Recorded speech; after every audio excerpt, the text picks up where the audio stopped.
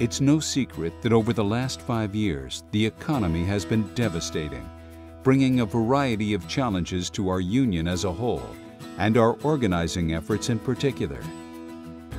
But the economic picture is improving, and organizing is a top priority for the IUPAT. I believe my biggest challenge is creating the right atmosphere where people start to believe again, where people start to believe in their own abilities. One of the things you have to realize, and any true organizer will tell you, is that once you lose market share, it is so difficult to get it back. Organizing is the main priority for one simple reason. Organizing successfully makes our union much stronger, and a stronger union makes us better able to represent our members.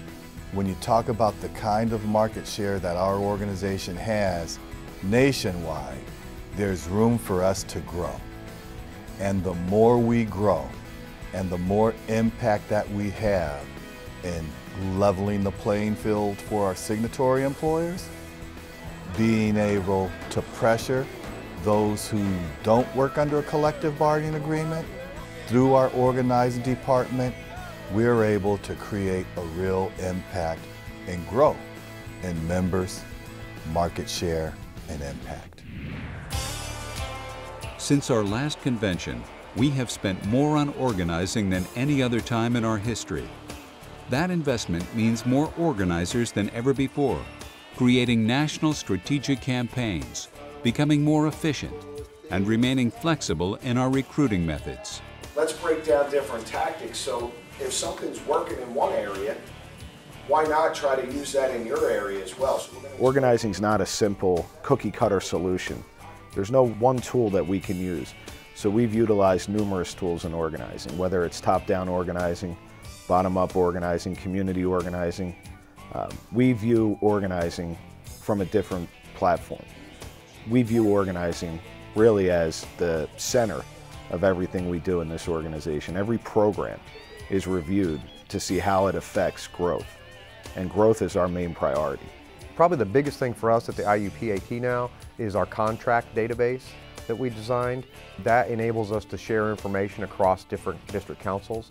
The idea behind contract is to create a database that will be able to track not just contractors, but projects nationwide, so that we can actually put together our organizing efforts in dealing with these contractors on a national level versus individual district councils doing the work and then having another council redo the work. I'd have to say it has a huge impact. Right now we're tracking over 30,000 projects. You look on contract and they've entered 5 or 6 projects, and you look at it and say, wow, I didn't know that there was that many projects in those areas. And it just brings everything together. You know, it brings everything together regarding the owner, who the owner's subbing to, the awarding body, and the end users. As much as we are staying ahead of the curve with technology, we are not forgetting our roots through good old-fashioned community outreach. Back in the 50s and 60s, when unions were at their strongest, we were rooted in the communities. That's where we gained our strength. It's our effort to reach out and touch a whole new generation of workers. I think you get back to where the community really ties in with the union, and I think the union ties in with the community because I think that's what we are. We are the community, but sometimes it seems as though we detached from one another, and I think that's what we want to do. We want to just get back to where we came from. Community organizing for real economics, or CORE, is also helping to educate people about who we are and give some a chance at a real career. CORE is necessary mainly because currently only 11% of the U.S. workforce is unionized. Those aren't the kind of numbers where you can influence policy, influence market share. So we have to work with like-minded community organizations, whether they be constituency groups, whether they be faith-based groups, whether they be NIMBYs, not in my backyard groups.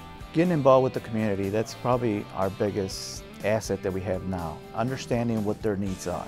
Letting them know that there's an apprenticeship program that they have to follow.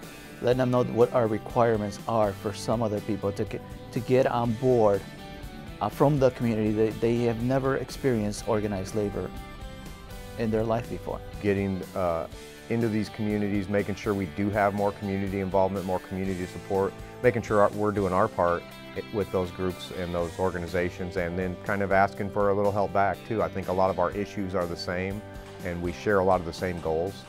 Well, even at a young age, folks don't come to recognize what cloth they're cut from or where their talents lie.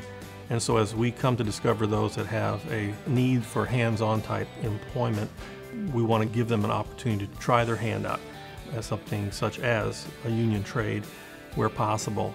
They're looking for a change out of their current situation. They could possibly be homeless, living with family or friends, or just in a situation that's economically depressed, and they're trying to elevate out of that situation. I'm moving towards the future. I need something that's sustainable, not go from one job to the next job. I want to stay in this field. That's why I chose that. The money and all, yeah, that comes, but I like the benefits more. That's what I like. And networking, communicating with other people that paint. We provide them with hands-on training to go out to the affiliated fields. And it is the first step to get them to understand the trades that they're going to go into before they go into the apprenticeship. So they have a little bit of a leg up to understand the trades, the safety that's involved, and what they're going to be required and encounter while they're out in the workforce. Volunteering and activism are the most important things that a member can do. Organizing only works if members volunteer to support the growth of the union.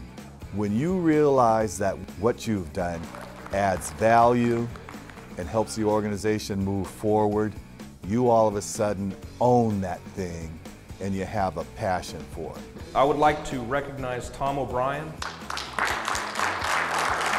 Sometimes I put in up to 40 hours a week, when I'm off work especially, because it's better for me to get out here and do something to better help my brothers and sisters in the union than sitting at home with a remote control watching television. I enjoy doing what I do for work as far as organizing, and one thing I enjoy about just making sure people are getting trained, getting the proper wage, and being able to support their family. There's no better reward than that. Organizing new members that have a future, that have great training, to me that's rewarding. That keeps me motivated and it keeps me going. Organizing is the future of our union. It's the growth of our union. Without a strong membership growth, we won't have the strength that we have now at the bargaining table. Being an organizer today is a very tough job, a very demanding job. You do it because it's a cause and you believe in what you do.